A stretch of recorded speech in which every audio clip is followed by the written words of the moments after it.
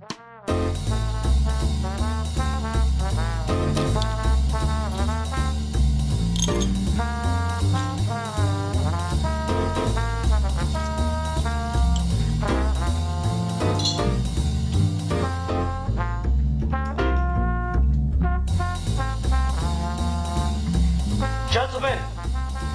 the time has come once again to discuss things.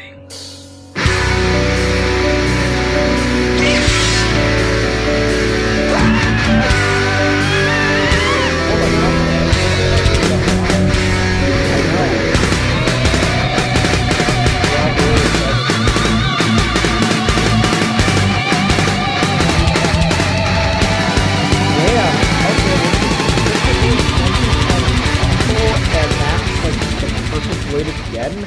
Hi everyone, welcome to another episode of Geeky Gentlemen. I'm Sid Part 2. Joining me today is Deadpoolzilla and Steve Baxi. Hello, gentlemen. Hello. Hello, everyone. I hope my shit service won't ruin the show. Yeah, you know, we all hope that every single time we do an episode. And don't worry, if it does, we will hold it against you for the foreseeable future. That's fine. Yep. I've been meaning to commit seppuku for a while. This could be a good reason. I mean, it's 2017. You might as well. Yeah. I mean, I'll be perfectly honest. You're gonna do it. 2016 was the year. Yeah, but I don't know. January 20th looks like a good day to break. Oh, and already, even on an episode about fucking Nosferatu, we get political. Shit. It was unavoidable.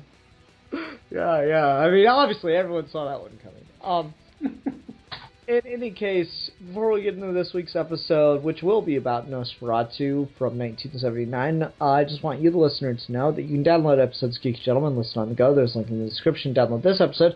You can download old episodes by request. Just leave a comment on an old episode, and I will upload it to the downloading website for you.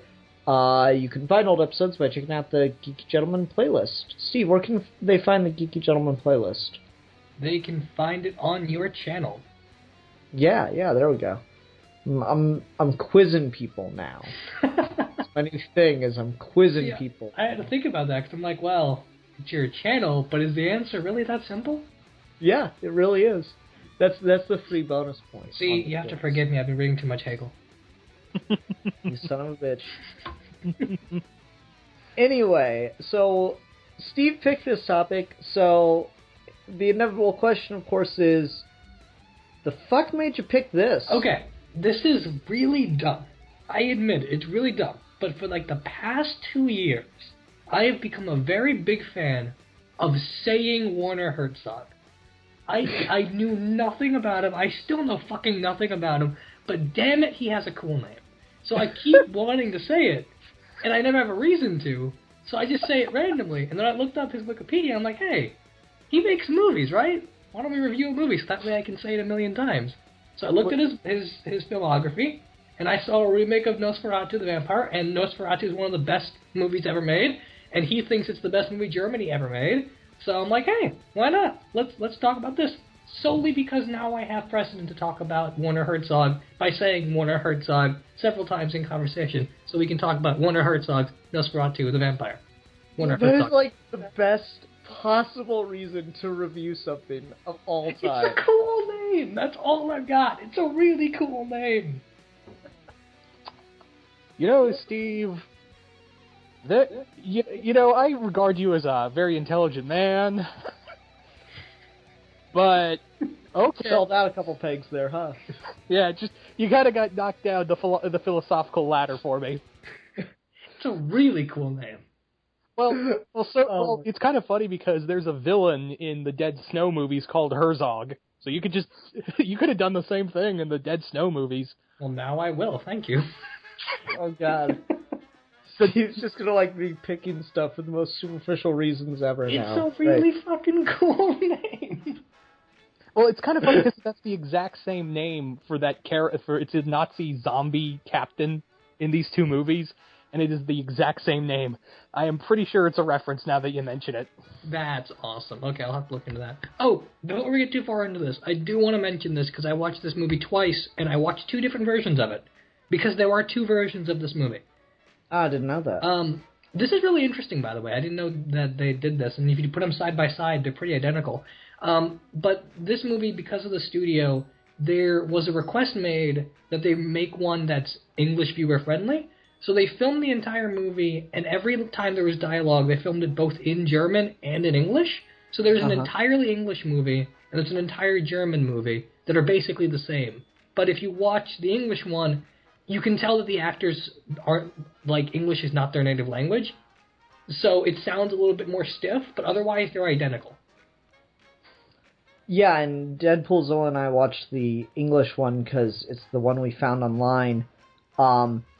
Like, I saw that there were other ones on YouTube for free to watch and all that stuff, but, like, none of them had subtitles in English. Oh, yeah, that's weird. Yeah. So it would have been like watching a silent movie, which I'm just not doing that. You know, it's funny you talk about it, like you introduce it and you say Nosferatu, the original silent film, is one of the greatest films ever made. I'll take your word for it. I don't know if I, at least personally, and I feel that this is the case for most people, can enjoy a silent film as a piece of entertainment, just enjoy it passively as a piece of art without going into it intending to try to understand it, including understanding the time at which it came out and all that stuff. And I think that goes for any silent film, because I just feel that the medium has moved so far beyond that it's like trying to judge a cave painting on its own artistic merit. And I don't blame you for that, because honestly, with the way entertainment's evolved and the way silent films are made, it's very difficult not to give most things a pass because it's a product of its time. Like, remember, silent films exist in a time where when people saw footage of a train, they ducked because they thought the train was actually coming at them. Like, the act of being in a theater and having the live music there and being completely shrouded in darkness and seeing these fantastical images on screen, particularly German expressionist images, is a very particular experience, and it's very hard in modern sensibilities to enjoy that unless you train yourself to. Yeah, and I mean, I watched... this is an era of superstitious and cowardly lot. Yeah. Yeah. Like, to that point, though, I watched the original Douglas Fairbanks Mark of Zorro film. Right. And, like, I like Zorro, and that was really hard to get through because, like, okay, silent film, say 20 minutes is the cap off for me, where I can force myself to give it my undivided attention for about 20 minutes before I'm like, oh, what's going on Twitter? And lucky for us, most silent movies are between 45 to 90 minutes. Yeah, that not for me. That's like, minutes too long for him. Yeah, so I say all that because I do actively support the idea of remaking with sound silent film classics. Mm-hmm. You know, this might be taboo to some. I've never understood why we haven't remade Metropolis. We're going to. We're doing it right now. I didn't know that was happening. Yeah, you know what I want? You know what silent film I want remade? Cabinet of Dr. Caligari. That was remade too, like 10 years ago. Yeah. Really? I think I'll look for it. There's that Val Kilmer one. I don't know if that was Val Kilmer. Well, the guy that's right now doing the remake of Nosferatu, the other remake of Nosferatu with Doug Jones, did a Cabinet of Dr. Caligari remake in like 2004 or 2005. It was really good. Let's see here. I have to go look for that now. I think Doug Jones is in that one too, but it's really good. But again, it also goes to me saying Cabinet of Dr. Caligari is one of the best movies ever made. And if anyone's curious, by the way, Metropolis, which is recently getting remade, is apparently going to be like a TV miniseries. Okay. Is it HBO or? I think it's sci-fi. But it's got a really good director attached to it, which is why I made note of it, but I don't remember who it is now. Okay, what was the fucking movie Val Kilmer was in then? I don't remember. Val Kilmer was in this, like, really shitty remake. it came out like 2 weeks, or it started filming like 2 weeks after he got divorced, and so he was just awful in it. Oh, interesting. I can't remember the name of the movie though. I could have sworn it was there's 1989 Dr. Caligari. Well, maybe it's that one then. I don't actually remember. I've only ever seen 2 versions of that movie, the original and the 2005 remake. Yeah. Gotcha. Okay, regardless. So, yeah, but I do support the idea of remaking Nosferatu with sound. This does it. Can I get a drum roll, please? Well.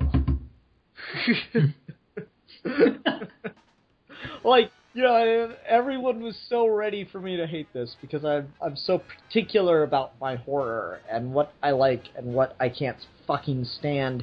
Because, I don't know, to me there are, 2 camps of horror and, they never fucking meet.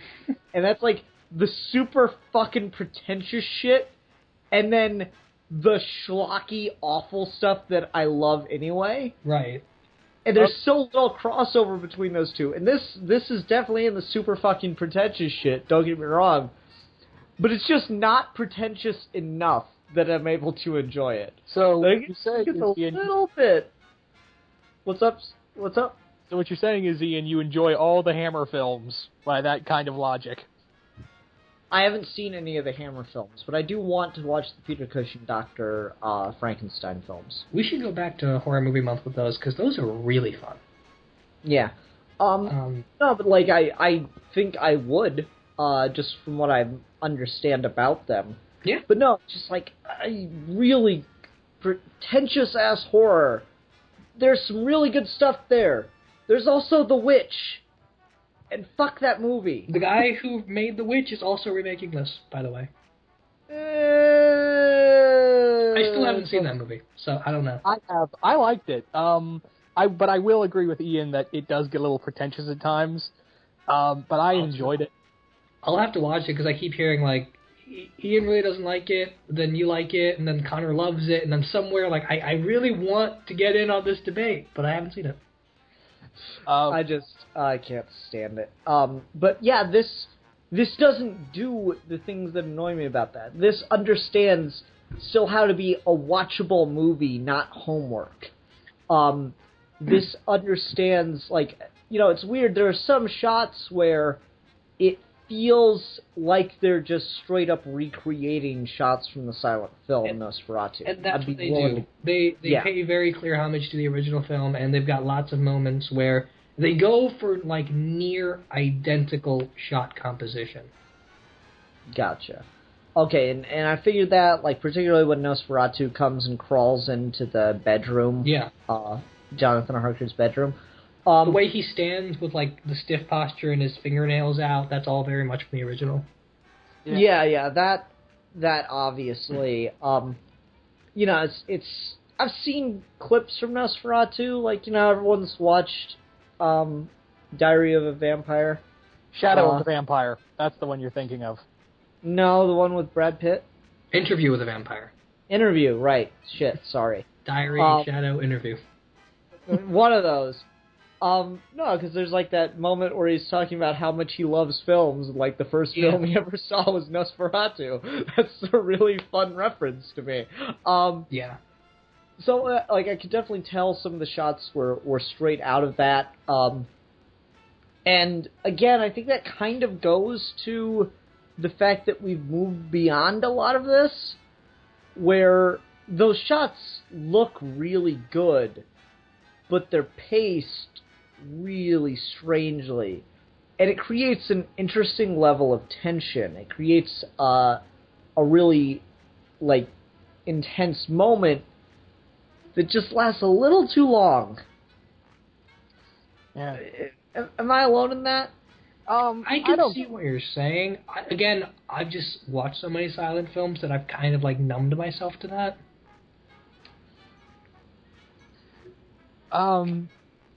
I can see where you're coming from, because this, and maybe it's for me, it's a little different, because I'm going to be flat out honest with you guys. I didn't know this movie existed until tonight. Oh, interesting. Really interesting. I didn't know it existed until last week. So yeah. Because in my head, I just thought it was just the original film and Shadow of the Vampire, what's his name, Willem Dafoe film that was like a mockumentary slash. Oh, that's what that is. I was wondering what you meant by Shadow of the Vampire. Yeah, that's all I knew of. No, those, in my opinion, were the only two Nosferatu films that I knew of. I didn't know. I mean, I've seen the cover before, but I always, in my head, assumed, oh, that's a cool video cover for Nosferatu. I didn't realize that was the movie poster for this film. Mm-hmm.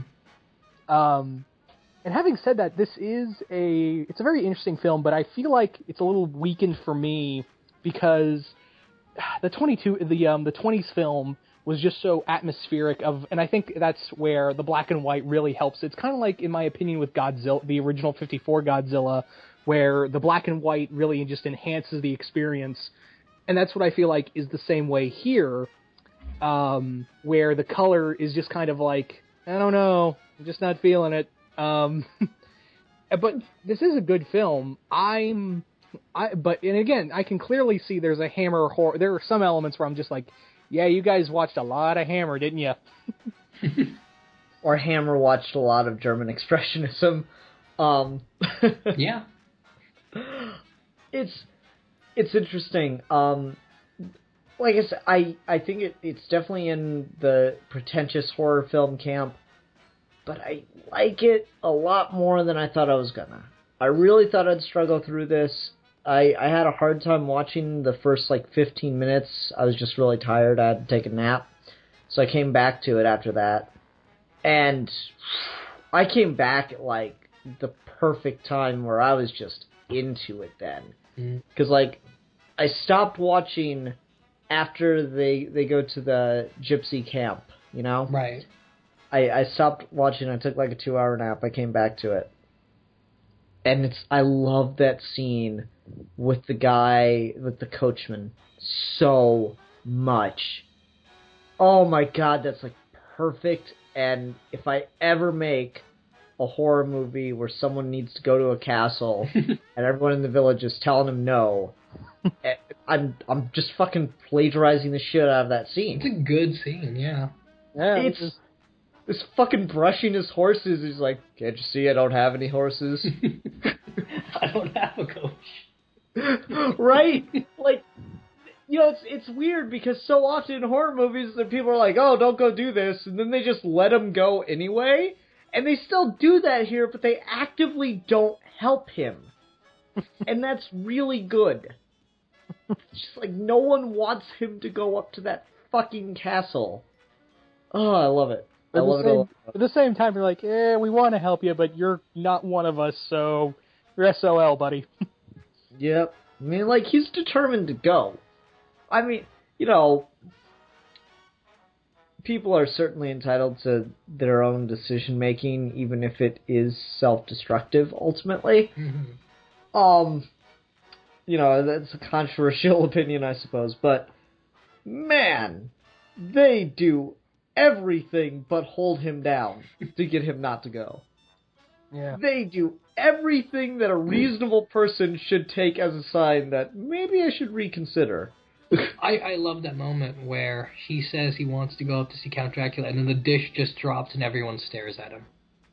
Whole fucking room turns around. That usually plays as really cliche, but I don't know, the way it's shot and directed here, it really worked for me. And it probably wasn't as cliche at the time. Yeah, this is 79, I think, so. Yeah. Yeah. This is before, hardcore slasher movies and stuff. This was I want to say before the hardcore Dario Argento type films. I would say those are 80s, so yeah, I think so. Yeah. It freaking works. The tension just builds and builds and builds. And there's a couple moments where I still don't like things, but I think this movie, there's a section of this movie that I think is legitimately perfect. And it's from that scene with the stagecoach up until the scene right before Jonathan Harker falls asleep in the castle. I adore the way that dude tosses the chair aside. Oh, yeah. And just stalks toward him. It's so fucking creepy. The guy that got to play Olak or Dracula in this, he's so good. He's absolutely perfect. I don't know if I don't know. It's watching his performance, and then you go back and look at Max Schreck's. It's hard to say who did that character better. Just the fact that he gets to talk, it makes such a big His difference. voice is fantastic, and I will say between the English and the German, he's one of the only actors that can deliver dialogue really well in both languages.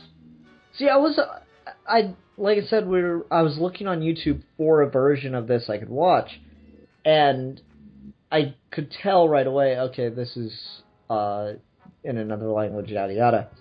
And then I found the English version, and for a good while, I'm like, wow, this is a really fucking great dub.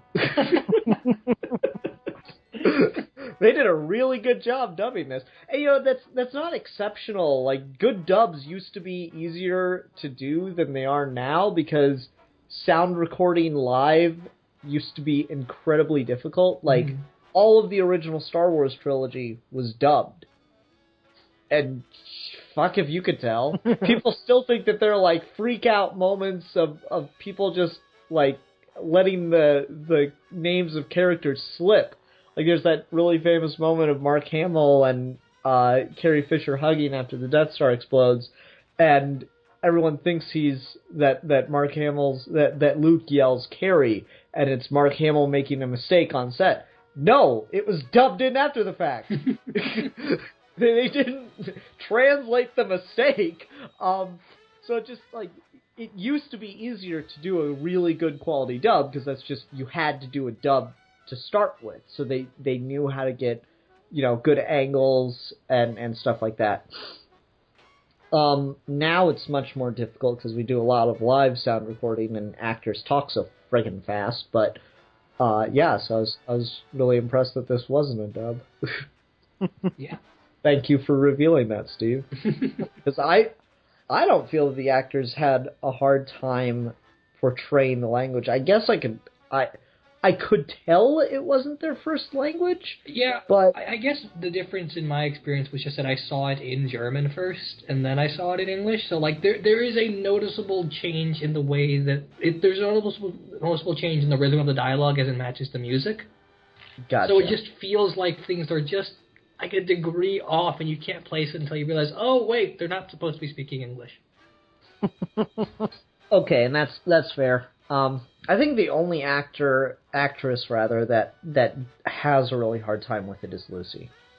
And also, this is where I just get into my complaints related to the book. The fuck with Lucy and Mina? Just the fuck. Okay, to be fair though, in this context, the original Nosferatu was an adaptation of Dracula, but they had to change things to avoid copyright at the time. But they still couldn't get permission, so they had to destroy all the copies, and only some of them survived. And this movie, they go straight up, let's do what that movie wanted to do. So they keep some of the changes that movie made, but ultimately still try to adapt Dracula. So there's little bits of a little bit of weird story structure, weird certain character inclusions and certain ones. Van Helsing doesn't need to be in this movie. I'm not so much concerned about Van Helsing. I'm more concerned about the fact that Mina Harker is the fucking maid. Yeah, and again, because the way the story is structured, it doesn't she doesn't really need to be there. It doesn't really need to be a Dracula movie. Yeah. It's just why is Lucy his fiance? Why isn't it just Mina? It doesn't have to be Lucy. It's such a weird deviation. Yeah, and again, and I get they're trying to tiptoe around copyright. Jesus Christ.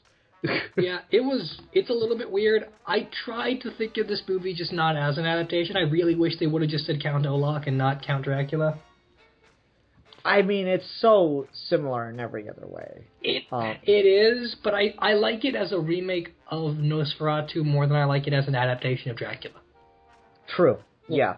I mean, what's weird is it's a more faithful adaptation of Dracula than Francis Ford Coppola's Bram Stoker's Dracula. That's fair, yeah. This is a much better adaptation, even though yeah, it is technically a remake of the 20s film. This, it's again, it's kind of weird because it does go by Nosferatu, even though, yeah, they're saying Dracula and Jonathan Harker. That tripped me up, admittedly, when I was watching this film. I was like, wait, hold up. Yeah, I had the same thing. I'm like, wait, what? Did you just say Dracula? Are you allowed to say Dracula? Oh, wait, that's right. Yeah, because when the first film Nosferatu was being made, Bram Stoker's wife was still alive and she had the rights, right? Yep. And I think when did Dracula become public domain? I want to say like the 50s, right? I think it's the late 40s or early 50s. It's basically as soon as she dies. Yeah. Well, in that case, it was probably the 30s because Universal just got that right up. So I would imagine that it was probably around the 30s somewhere. It was as soon as she died, and then in the 60s and 70s, old copies of Nosferatu started resurfacing again after everyone thought they were all destroyed. And that's kind of what led to this film and more vampire stuff in general. Yeah. It's so weird that they destroyed so many of these, like, iconic films. Yeah, like Metropolis. Metropolis is still not a complete movie. Yeah. Why? It sucks, because, I really wish you could go back and see what that original vision was. We got really lucky with Caligari and Nosferatu. I suppose. Well, even Nosferatu has scenes missing, right? Does it? I think it does. I don't I know Caligari doesn't.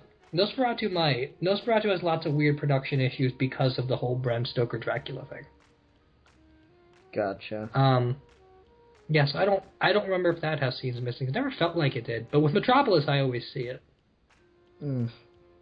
Okay. Well, regardless of all that, I was thinking to myself about this, and this is not really much to do with anything as far as adapting Dracula goes. I would really like to see the HBO miniseries Bram Stoker's Dracula, where it's just a straight up, scene for scene, even when that gets incredibly boring, adaptation of Dracula in a miniseries. Like, professional film style budget, but just, 15-hour movie kind of thing. I don't know if I'd care enough at that point. Like, I like the original Dracula a lot, but I like it as a book before I like it as anything else. Yeah. I don't know, I think it could work on its own. No, I'm sure it could. See, the thing is, like, there's something really interesting thematically about end of the 19th century Gothic literature being specifically literature and having, like, layers about the fact that it's journal entries and it's a text about a text kind of thing. Like, I don't know. It's the same thing I have with like, Jekyll and Hyde, where, like, yeah, adaptations are good, but there's just something about having the book that keeps the meaning. Would you count that as well for Mary Shelley's Frankenstein? Yeah, those are the big three. Yeah. I think I'm looser with Dracula just because I think when you change it, it works really well. Case in point, Nosferatu, but I don't know. I wouldn't agree with that. I don't like the story here so much as I just love the film of it. I don't think that the changes to the story are what work here. I think the changes to the story are probably some of the biggest problems, but it's fucking gorgeous. Yeah, it is. It is shot amazingly. I can't believe I've never seen a movie by this guy. Yeah. The big thing here with this movie is, like I said, even though I preferred like the whole black and white feel, this is a very gorgeous film, and again, it does feel like someone must have looked at some Hammer horror films, because there are some shots in here where I was like, did you guys like take notes from the films? What? There are some definitely just like standout Hammer horror scenes, but also just like really creative shots that aren't in any horror movie I've seen, where like every time the guy that plays Nosferatu like bends down and there's food around and stuff, like there's just this fantastic contrast of blacks all over and whites and like these weird disruptive reds and greens of the fruit around him. It just looks gorgeous. And the scenes where he's just walking around the city in amazement are absolutely beautifully shot. And I can't compare that to anything. And there's just some, like, foreigner, we're Americans. there's just some foreigner shots in here that, like, I don't think you would see in any other American movie. Like, I love, it lasts for possibly a little too long, but I still love that shot of the boat arriving in town on its own. Yeah, no, that's great. It's just, like, slowly getting closer to the edge of the canal. They do lots of really cool things in this movie when it comes to wide shots of like water and beach areas, where like there's a scene where Lucy's walking towards the camera from a distance. It opens with Jonathan and Lucy walking to the distance on a beach. Nosferatu arrives through the water from the distance. And then there's the whole thing with like the plague and stuff. Like there's a very interesting environmental commentary with it. Yeah, and see, for me, I think the plague's the part that I'm not going to say works the least, but it's definitely the most jarring thing, and I don't know how to feel about it. Yeah, by the time you get to the end and like everyone in the town's dead, I feel like is it supposed to be funny? It feels a little bit out of place.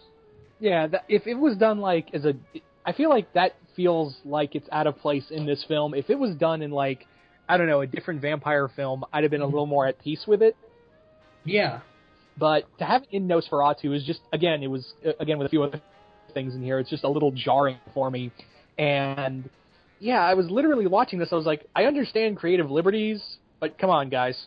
And see, that's the big, if I have a big criticism with this movie, it's just that it's not gothic enough.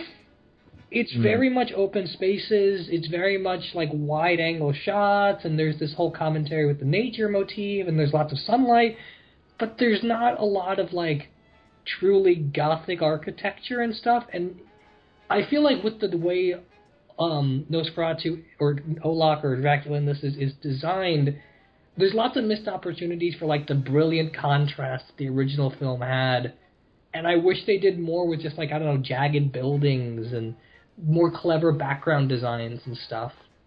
Yeah, is it just me, or do the shots of the town just, they look too much like it's a modern town for some reason? They look a little bit like too much like a modern town, and they also just look really, like, plain. Like, I physically cannot tell the difference in the way the town operates from the opening establishing shots and the ending shots. Like, it just looks kind of barren and plain and sort of like Germany. Yeah, like, that's the thing, is it's obviously in a European city. Yeah. Like, I don't know many American cities with fucking canals, but it's obviously in this European city, and so it's, you know, European cities just are, by their very nature, old.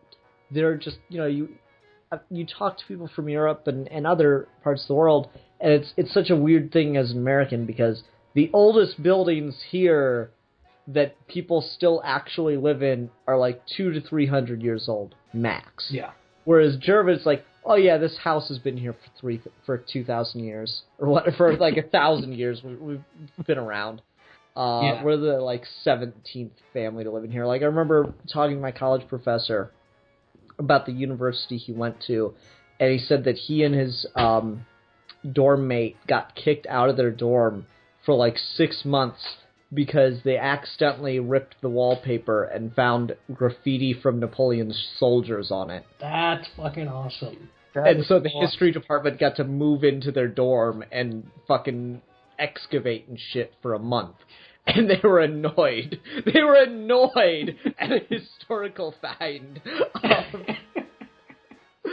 So, like, there's history, and the buildings, they do look old. They are physically old buildings, but you can tell that they've been modernized. You know, the paint's too new. It's just a little clean. And for some shots, it looks gorgeous, and in other shots, it just looks kind of eh. I don't know how to describe it, but like, there's a very clear atmosphere all throughout this movie. And then some shots it loses me because it feels like it's all pieced together too much. It doesn't have the same sort of deformed exterior that Dracula himself does. I feel like it should. And that's the brilliance of old silent films, is that because you didn't have dialogue, every piece of set dressing is a character. It's important. It's thematic. It parallels. And here, it does that sometimes. It does it a lot. But maybe not enough. Maybe not enough with the city. I don't know. Yeah, but I feel like if you tried to go with that kind of what's the word I'm looking for? That kind of accentuation that the original film had. I have this weird fear that, especially in color, it looked like something a little too goofy to see in color. Like, Yeah. I don't want to see like a Tim Burton film in the 70s, you know? Yeah, no, Yeah. that's fair. And that goes to your point of, like, Nosferatu just being better as a black and white film. Because maybe it would look better, more gothic, with the same architecture if it was just, like, decolored. Yeah, I'd be curious to see what it would look like if you just change this, just put it in Vegas, drop the saturation down. Well, thanks for giving me the idea. Let me do that right now. Okay, you go do that. I have it open right here. Might as well. It's not hard. Okay. Just color corrector secondary in the effects tab. You'll figure it out real quick. Give me like 2 minutes and I will tell you. Yeah. Here we go. Pushing the boundaries of what you can do with filmmaking right here on Geeky Gentleman. Yeah, suck it, James Cameron. I think the one place, though, where the color really works, and it's such a dark scene, where I am glad that it is in color, is when Jonathan Harker cuts himself. Yeah, that's great. Because for being a vampire movie, there's, like, no blood in this film, other than that one scene. I think the whole dinner scene as a whole is just, like you said earlier, perfect. Oh, definitely. I completely agree. It fucking works. Like, you have Dracula, and this is done well in pretty much every Dracula movie. I don't think anyone fucks up the dinner with Jonathan Harker. No, I don't think so. Like, everyone does a great difference. Not even Coppola's film? Wow. Not even Coppola's film. I'll give Coppola that. That dinner scene, I mean, Keanu tries his best to fuck it up, but that dinner scene is just too good to fuck up. It's sad how bad he is in that movie. He's actually a pretty good actor. You give him when you give him something right, like John Wick, then you got gold right there. Okay, this actually does not look that good. I guess maybe the set design and stuff is just structured to work better in color, but this does not look very good in black and white. Okay. No, but like the blood that comes off Harker, everything works about that. You have Dracula who's trying to be this, proper gentleman to fit in with Victorian society, and there's an interesting commentary in that Victorian society allows a monster into itself through business dealings and proper etiquette because they're just too good for common sense of the forest people, right? There's an interesting commentary there, and like, so you have Dracula who's trying everything he can to just be frickin' normal, and he still can't do it, and then when Harker starts to bleed, everything goes wrong. I love his line about being a predator. Like, there's just something really interesting in tandem with what you're saying about Victorian society, where it's almost like it's the natural course for him to try and feed on Jonathan Harker, but also with the way everyone in the city is operating and with the whole land dealing and everything, it feels very much like they're all the rats trapped for him in the first place. That this is all very easily invited, this is all very natural, and when Jonathan Harker turns into a vampire at the end of this, it seems like it's a vicious cycle. Okay, I was a little, dubious about that. Yeah. I think it worked on a thematic level. I was scratching my head on how the hell the logic of that worked, though. Yeah. Yeah, I mean, I think, like, just the way the film is crafted towards the last 10 minutes kind of fall apart. Mm-hmm. But, like you said, thematic level, I do like what they do with Jonathan Harker as vampire. I love the notion that you end the movie with our victim turning into the new monster. I think that's kind of smart. It's just like those last 10 minutes when Van Helsing shows up and Lucy kills Dracula, and then the whole thing about no one being in town to arrest him, all that stuff just doesn't work. Yeah, it does cave in on itself at the end, but I actually want to bring up a point that may sound a little weird regarding what you said about Jonathan cutting himself in that scene. What I like about this film is that it can go to such extremes, but at the same time still be so reserved, if that makes any sense. Yeah. Where this film can go and make you creeped out, and there's not a drop of blood for like 90% of this film. Yeah. This feels like something that it can be, it can have those extremes without being like this in-your-face gore fest, like something like Argento's Zombie or something of that like. And if we want to keep the comparisons to Bram Stoker's Coppola Dracula film, that's a really, really sexual, erotic film. There's only one scene where there's even remote, like, sexual implications when he's at the end with Lucy and, like, lifting up her dress. And by modern standards, that's nothing. But the way the film is constructed, that is lots of excess, and it works perfectly. Mm-hmm. Yeah. And I'm a big fan of, doing what Stoker was, presenting what Stoker was doing. I'll give the Coppola film credit for that, of contrasting Victorian values with vampirism and sexuality, repressive sexuality in particular. It's not a... But you still hate the movie. Oh, of course, I still hate the movie. There are other things to hate about the movie. It's a very interesting fuck up. We did a whole episode on it though. But I love the parallels there that Stoker originally drew between repressive sexuality and why it's so destructive and what is troublesome about it. And to compare that to vampirism, which is, the complete opposite. I really like those ideas. This doesn't touch them so much, but it has a certain recognition that they exist in the source material, and I like that about it. At the same time, it doesn't feel like it needs to go in there. Just it can acknowledge it, but it doesn't need to feel like it has to go there. Because I feel like if it did, like Coppola's film, I feel like this would have really hurt the film even more. Yeah, and again, it just goes back to what we said earlier, where this is a remake of Nosferatu, it is not an adaptation of Dracula. And so in that respect, the further it went with that, the more detrimental it would have been thematically, but also the further away it would have gotten from what Werner-Herzog actually loved about the original film, which is its very particular style and very particular monster, and not necessarily any sort of Victorian commentary. Yeah, and see, for me, it's one of those things where I like the idea that that vampirism is kind of a disease where if you don't feed on blood, you get like worse and worse and worse, but you never die. Mm-hmm. I really like that idea. Like, what is it, Being Human, the BBC show? With the vampire, the ghost, and the werewolf? Yeah, where they all live together. Human. Yeah, that's Being Human.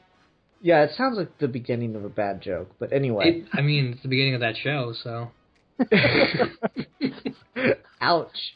I'm kidding. I like that show, but the American version's crap. Fair enough. But it's Being Human has that vampire character, and he's like vampire abstinent, where he doesn't drink blood, but he's still attractive and young. Twilight does that shit too, where Edward doesn't drink human blood, but he's still attractive and young. Fuck that. No, there should be a cost to being a fucking vampire besides just getting thirsty. Well, the contrast to that was in Angel. Angel doesn't drink human blood. He drinks rat blood for most of the 20th century, and he still looks fine. But interestingly, regardless of how much blood you don't drink or don't drink, you will always end up looking like Nosferatu, because that's what happens to the Master, who's 500 years old. Okay. So that's interesting. It is always going to be... It's got a very particular finite end regardless of what you do. Yeah.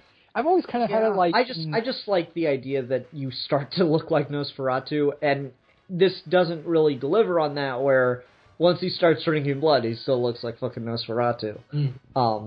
So, again, that's just my last complaint as far as adaptation goes, I think. Yeah. I don't know, I guess I'll just throw this out here. I've always kind of had it in, my head where you could do the whole feeding on humans, but at the same time, if vampires don't feed on humans and they feed on, animals and stuff, it doesn't give them, the same nutrients. It's kind of like being a vegan for too long. You end up hurting yourself because you need those nutrients from a human, at least in how I kind of view the vampire mythos and how I kind of create it. Fair enough. Yeah, I can see that. I try not to think too much about the biological aspect of it, because then you just come to, weird things like not being able to breathe. Or breed. or breed. But yeah, no, those are definitely interesting and fair, and I kind of...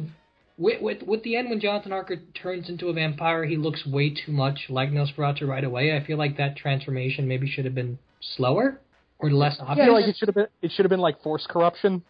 Yeah, something like that. Like, it just... Like, he goes from 1 second to the other having long fingernails, pointed ears, and rat teeth. Yeah, and again, that's the... Like, okay, Van Helsing doesn't need to be there, but he's not detrimental. Like, if they didn't call him Van Helsing, he wouldn't feel out of place. Yeah, that's fair. Like, the plague thing is an interesting thing on a thematic level, but it might not work on a plotting wise, but you still have the thematic stuff. It works on a thematic level, but it so breaks every logical part of what you know about vampires and what this movie tells you about vampires and what this movie shows you about vampires that it jumps the shark. Yeah. It just goes too far. I feel like Werner-Herzog is one of those people that is the in-between of Stanley Kubrick and Chris Nolan, where, like, you've got these old-school, original, everything they touch is gold sort of geniuses, and then you've got, like, the more modern version of that isn't, like, that same kind of refinement, but or definitely pretentiousness. Or pretentiousness, but has, like, more audience and thematic control because they do want to make sure the message is clear as opposed to leaving it vague. And then you got Herzog in the middle, where he's got, like, that stylistic, vague pretentiousness of Stanley Kubrick, but he's also got that weird bashing you over the head and trying to get every plot juice out of a scene like Nolan. Yeah. And a lot of that comes to the forefront towards the end here, because there are lots of weird moments where characters just stop to read a book about vampires. I mean, that's only like twice, and it's at believable points, because, he gets the book, someone takes the time to give it to him. I'm a little confused as to why they have that, but sure. And, like, I think Lucy reading the book makes perfect sense. Yeah, the books are not as much as the problem as when you get to the end and, like, everything is just coming to a head, like, second to second to second.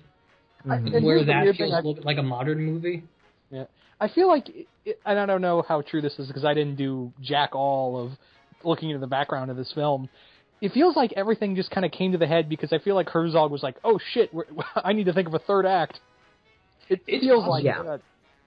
There was lots of pressure on this movie from, like, various sources. For one, the guy that's playing Dracula, he does not like Werner-Herzog at all. They fought a lot and the makeup took like 4 hours.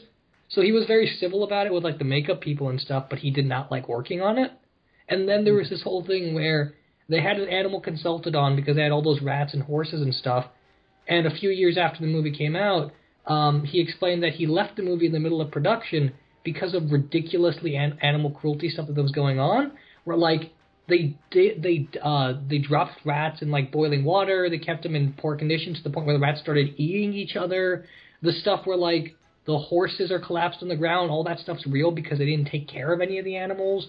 That's fucked up. It really is. So, like, in the middle of the movie, this guy just left and said, like, I can't do this. I'm not dealing with a movie where you kill all of these animals.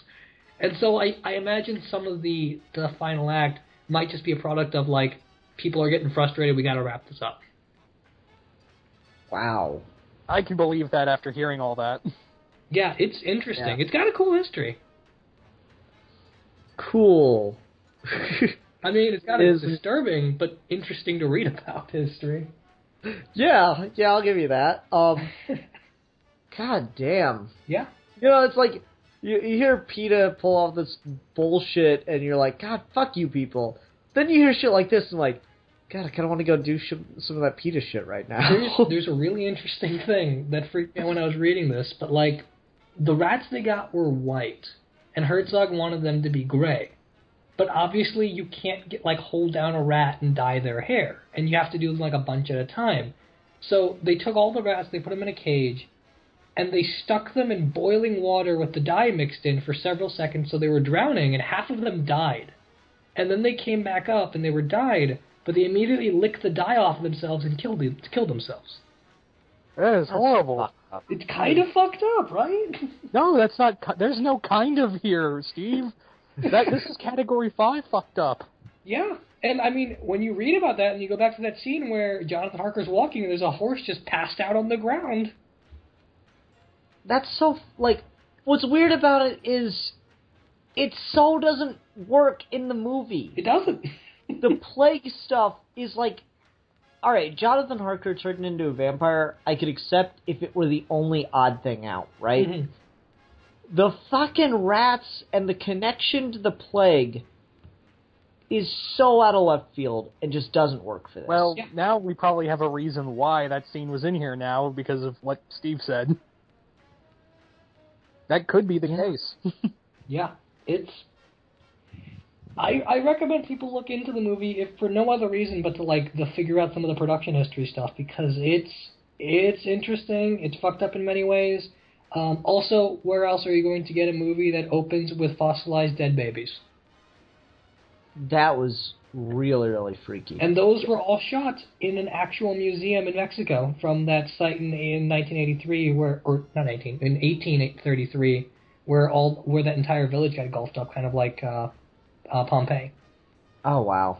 So all that's kind of cool and real. Yeah, That's crazy. That's not disturbing at all. Yeah, Nothing wakes you up like snuff in the morning. I don't know if this is a thing with Werner-Herzog movies in general. Maybe he's just a fucked up person, but there's definitely lots of fucked up in this movie. I mean, it's that interesting line, and forgive me for bringing up this tangent because we're going to be on it for a couple minutes.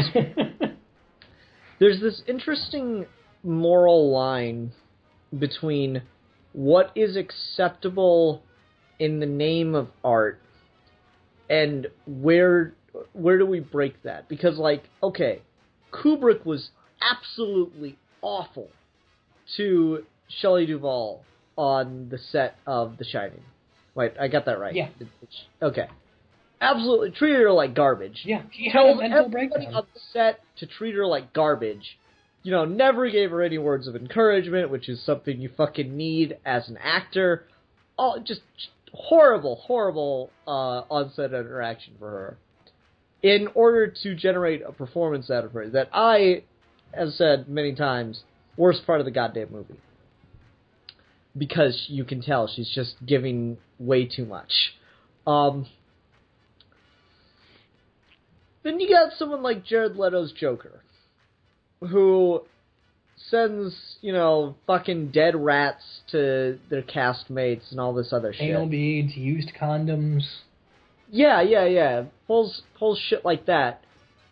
And, let's just say, for the sake of argument, that Shelley Duvall's performance enhanced The Shining, because some people believe that. Whereas Leto's performance did not enhance Suicide Squad.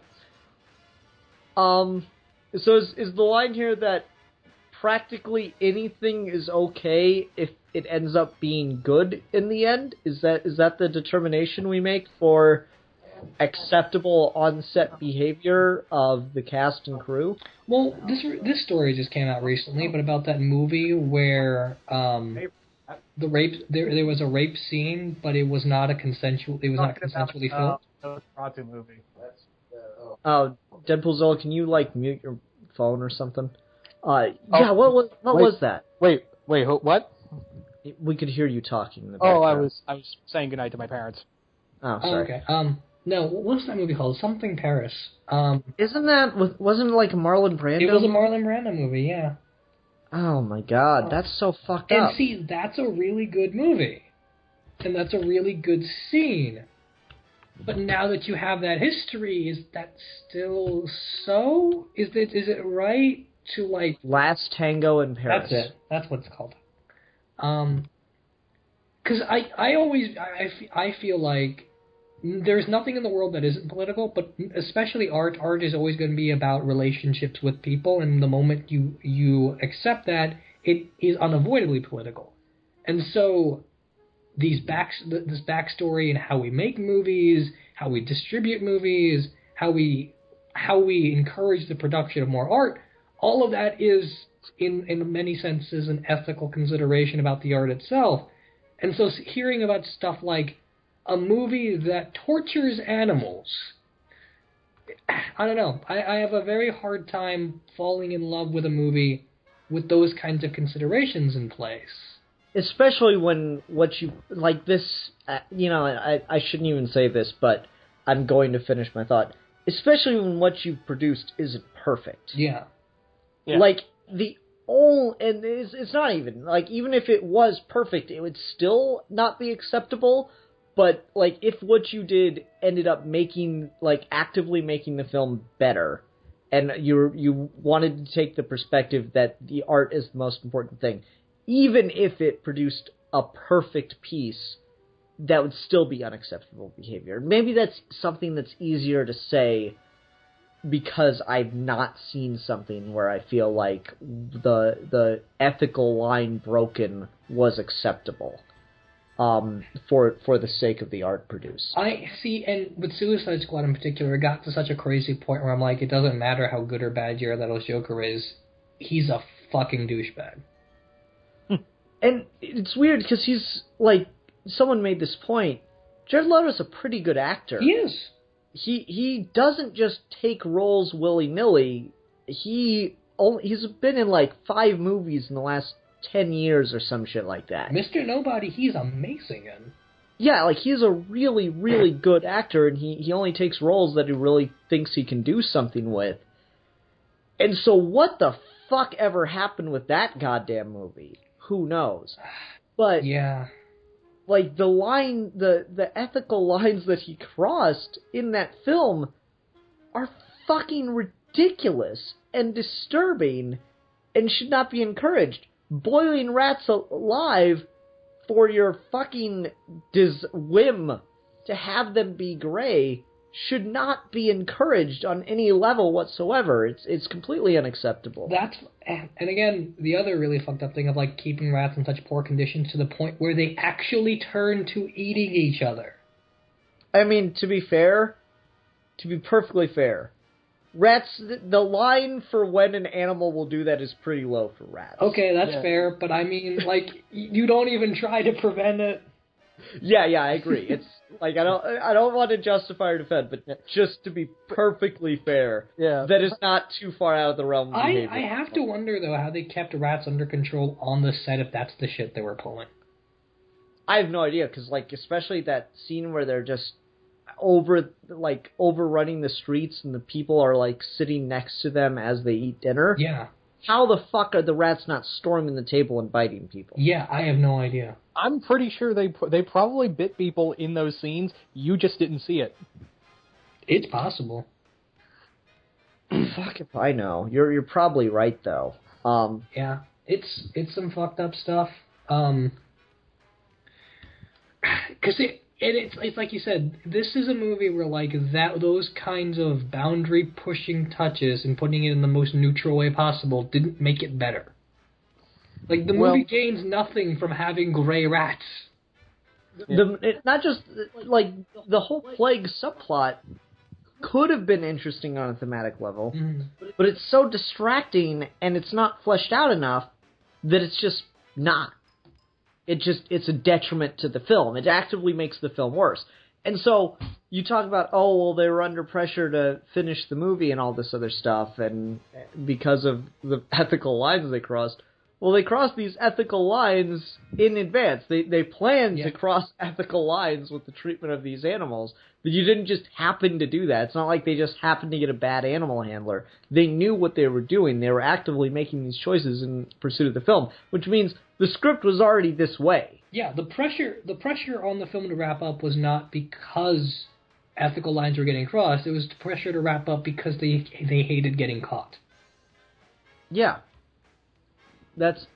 And so, like, it's not like it's bad because they didn't get to shoot enough of it or because the conditions were so bad that they had to shoot it all quick. Like, they knew what they were doing. They planned for the conditions to be awful. Yeah. They planned to shoot around awful conditions. So what you got was what you would have got regardless of, like, if the actor that played Dracula objected or not. Yeah. Like, if he hadn't objected, you might have had more scenes with it, but I doubt you would have seen it better integrated or better explained. Yeah. that, finding that out about the movie makes me feel a little bit better in not liking that stuff about it. Yeah. I feel a bit vindicated there. And I'm still, I think this is a pretty good movie. I don't love it the way I love the original Nosferatu. But, those things are still in the back of my mind when I watch it, because I just feel like I could recut this movie and you wouldn't know this stuff happened. Mm-hmm. Yeah. And that's the bigger issue with me. I mean, because you crossed ethical lines for no reason. Yeah. It's just on some level, no matter how much I hate it, on some level I can understand Kubrick being a horrible taskmaster and giving Shelley Duvall a mental breakdown. He's not right for it, but on some level I can understand why he did it. I don't know what the fuck is wrong with you if you're boiling rats alive. Yeah, and that's the thing is, no reason. Kubrick is a jerk, right? Kubrick's a jerk on the set of The Shining. He's a jerk on the set of every goddamn movie. Yeah. Actors know what the fuck they're getting into when they signed up for a Kubrick movie. Yeah. Same with Hitchcock. Hitchcock was the same way with his actors. Yeah. It's probably the same thing with Tarantino. Yeah. Yeah. But he didn't, torture people. Kubrick was a jerk. Kubrick was an ass. He wasn't a fucking monster. Yeah. It's weird, and it's... there's a Batman villain who's I think he's only in Arkham Asylum Living Hell. There's a Batman villain who, kills people for his art so he can paint with their blood. That's amazing. That's amazing. And it feels like that is the director of this fucking movie. Werner-Herzog, he's even got a cool name like a Batman villain. There you go. Like I said, there's a Nazi zombie named after him. So I guess this tangent aside, getting more back into the film, I do want to mention, I really love the way this movie uses its music all the way through. I think the music is fantastic. They use a couple of pieces of classical here and there, and if you know them, it's a little distracting, but I feel like they work pretty well thematically with what's going on here. Well, if you just weren't so pretentious and listened to classical music in your off time, then it wouldn't be a problem for you, Steve. I am so pretentious. I sit here reading philosophy, drinking black coffee, and listening to classical music. But I do actually do that. Yeah, but, he's totally listening to Chopin while he's reading Transformers Escalation. But they use a piece by Richard Wagner in the middle of this movie, which is basically musically metaphorical as an allegory for a slow descent into hell. And that's absolutely perfect with this. The piece of it has the word ring in it, but it's in German. And I can't speak German, so I'm not going to say it.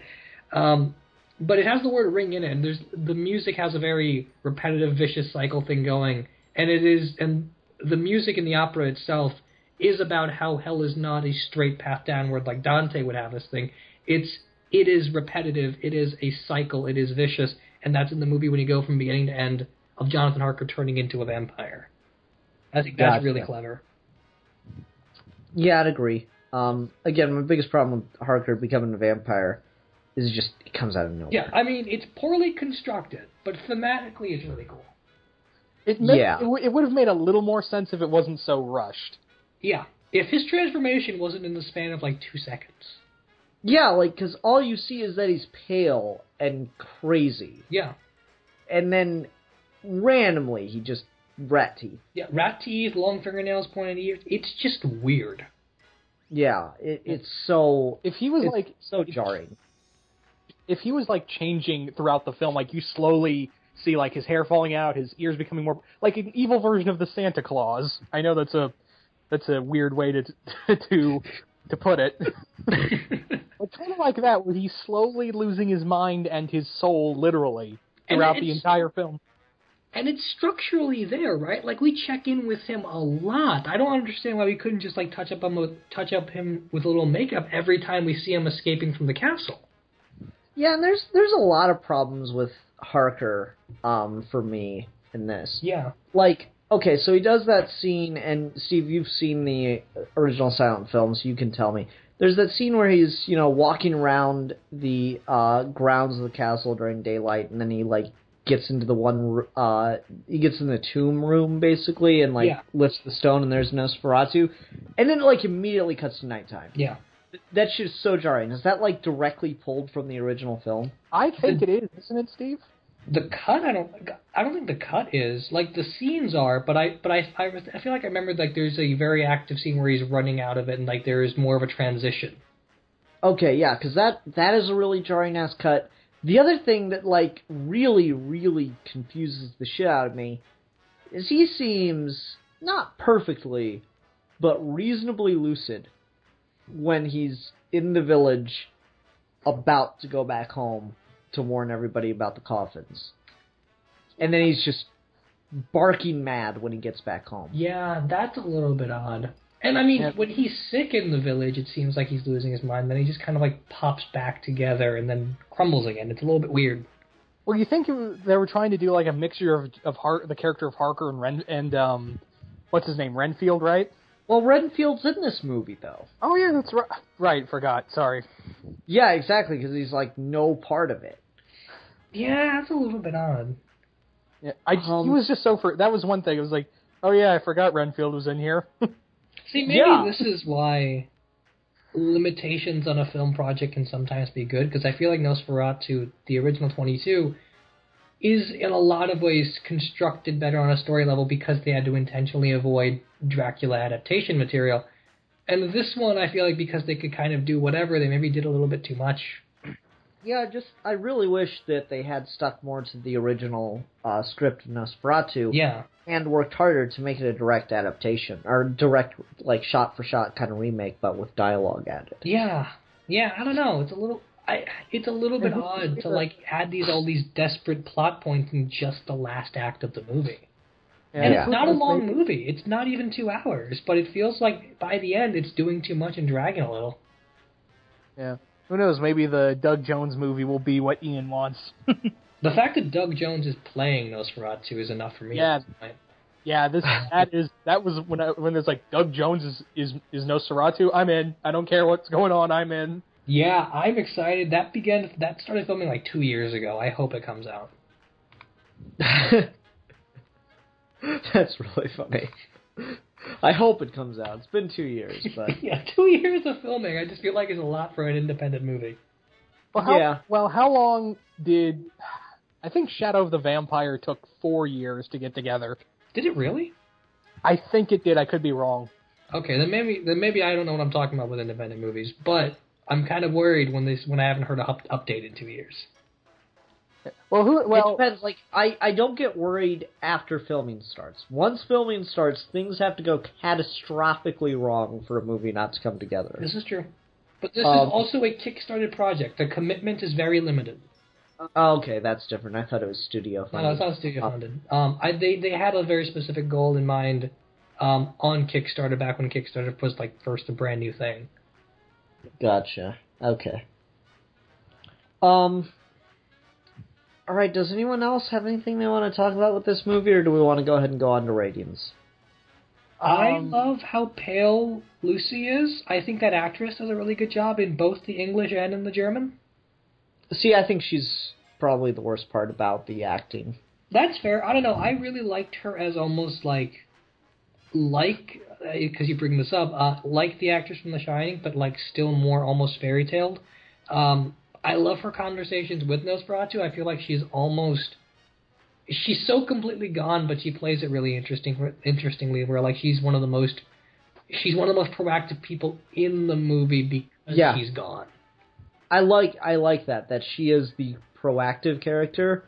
That she's the one that saves the day, not Van Helsing or Jonathan or anyone like that. Yeah. I really, really enjoyed that. And then again with Van Helsing, this is again why I feel like the Van Helsing thing is weirdly out of nowhere. He stabs Dracula off screen.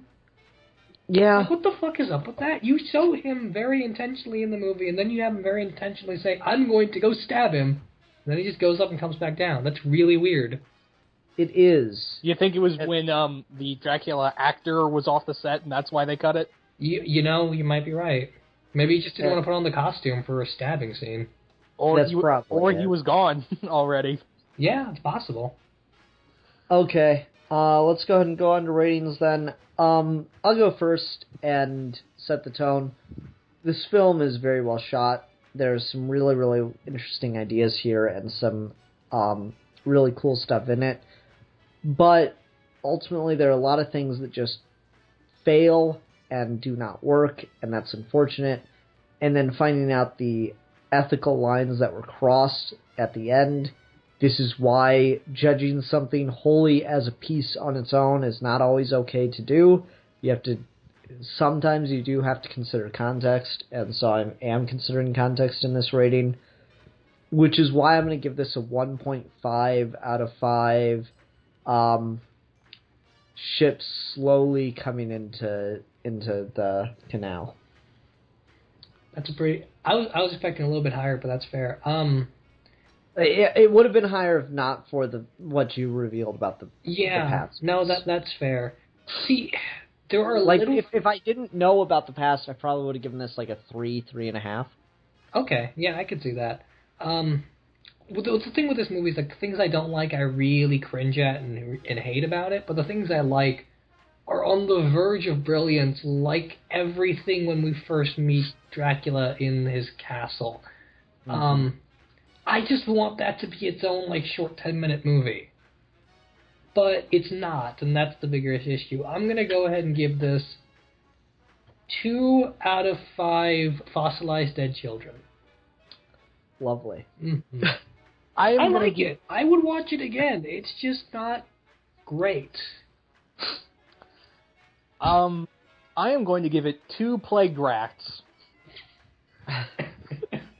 Okay, the rats was a bad pun, but you guys took the good ones. 2 plagued, tortured, boiled alive rats. I was just going to go for the movie version rats, but okay, Steve. Here's the thing. I'm going to agree with what you guys... I agree with you guys wholeheartedly what you said on both accounts. I agree with Ian that, there were some lines crossed that didn't need to be crossed, and, being the animal lover that I am, I just can't stand for that shit. It makes it a worse movie. Yeah, it does. And again, the third act does fall apart for me. But like Steve said, there is some stuff I can go back and watch again. But at the same time, it's like there are so many missed opportunities, and I feel like it went overboard. Herzog may have went a little overboard, and that's putting it. No, I'm not putting it lightly. He did go fucking overboard. But at the same time, I can go back and watch this movie and go, for what it is, this is pretty fun. But at the same, but this wouldn't be like something I would purposely go back. This would be like if it's on like fucking El Rey at 2 a.m. See, that's weird, because we gave it the same score, but I'm in this weird mood where I'm like, yeah, I would go ahead, sit in the living room, and pop it in the DVD player again. Like, I like watching it, but I like watching it for the reasons that it doesn't work and works. I don't know. I like sitting there and thinking about it as it's happening. Yeah.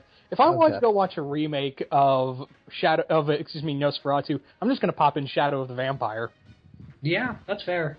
This does not touch the original. Fair enough. Okay. Cool. Shit, I need to come up with a discussion topic. What are we going to discuss next week? Is there anything that's happening next week? I don't... Are you making, like, a reference to something? No, I was just curious. Like, is there something in January happening next week that we can maybe be timely about, but I don't know. No, if I may... There's been... Oh, wait, no, I got it. Oh. Okay. Been talking about doing this on Twitter. Now that Steve's back, we have to do it. Right. We're going to talk about mediocrity. Oh, okay, cool. Yeah, I wanted you to do a Twitter essay on that. I really thought about it, and I was like, I just want to have a conversation with Steve. So, we're going to talk just about mediocrity. Whether or not mediocrity is acceptable, whether or not we should be embracing of mediocrity, all that kind of stuff. So we're going to talk about the mediocre. It'll be a very mediocre episode, honestly. Yeah, I mean, it'll just be okay. It'll be fine to skip. Yeah. Tune it out. Just play a video game, whatever, while you're listening. Don't really, I mean, that's what I'll be doing. Ian's going to be talking. I'm just going to sit here playing Yu-Gi-Oh! Yeah, exactly. A very mediocre show, but yeah. It's an obvious joke, but it's a good one. Indeed. All right, everyone. everyone. Joke is mediocre. Yeah, see? Alright, everyone, thank you very much for watching. Until next time, I'm the Philosopher. I am the exile. I am the creator. And we are your geeky gentlemen. And we will be discussing things.